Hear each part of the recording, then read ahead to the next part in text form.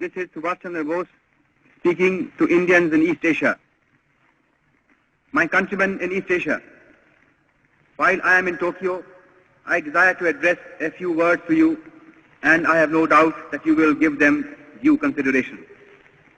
In the first place, I desire to thank you most heartily for the warm and enthusiastic welcome that you have given me on the occasion of my public appearance in East Asia, and for the assurance that you have given me of your wholehearted support to our efforts to liberate our dear motherland.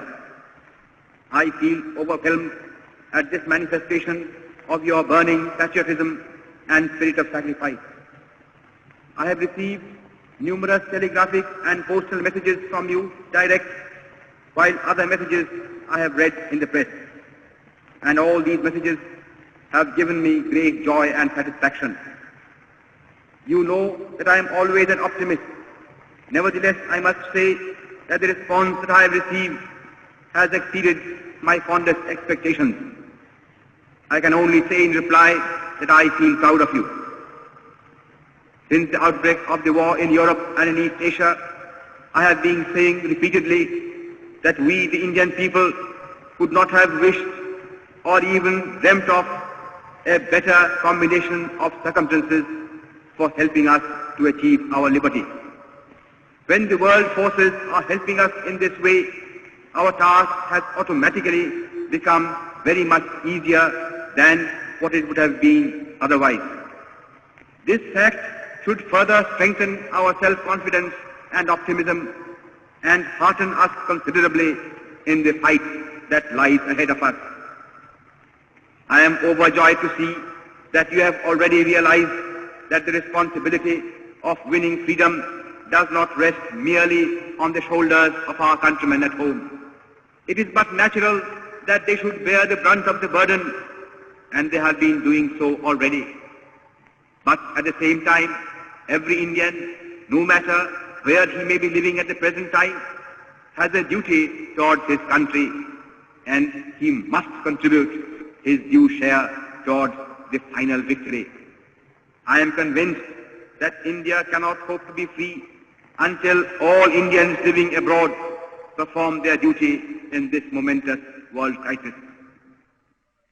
Owing to the fact that the tripartite powers have been giving their fullest support to Indian independence, it is comparatively easy for Indians living in Axis countries or in countries controlled by the Axis powers to play their part in the national struggle.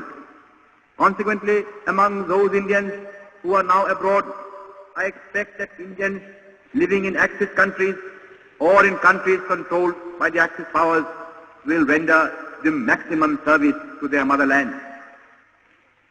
Here in East Asia, you have seen for yourselves how deep is the interest in and sympathy for Indian independence.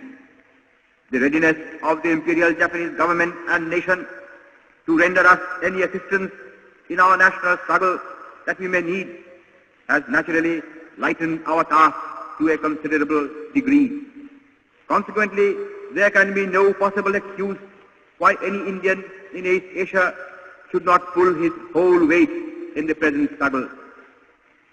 But though the Axis powers and Japan in particular are prepared to help us at any time and have been actually doing so already, the task of liberating India is ours and ours alone.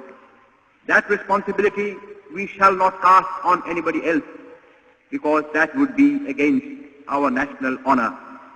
Moreover, we have no right to ask for or expect help from any quarter until we ourselves have first of all done our very utmost. Our countrymen and our sisters and brothers at home have been doing their best in the circumstances in which they are placed. But the enemy is ruthless and desperate, and he is armed to the teeth. Against such a brutal foe, no amount of civil disobedience or of sabotage or of revolutionary terrorism can be of any avail.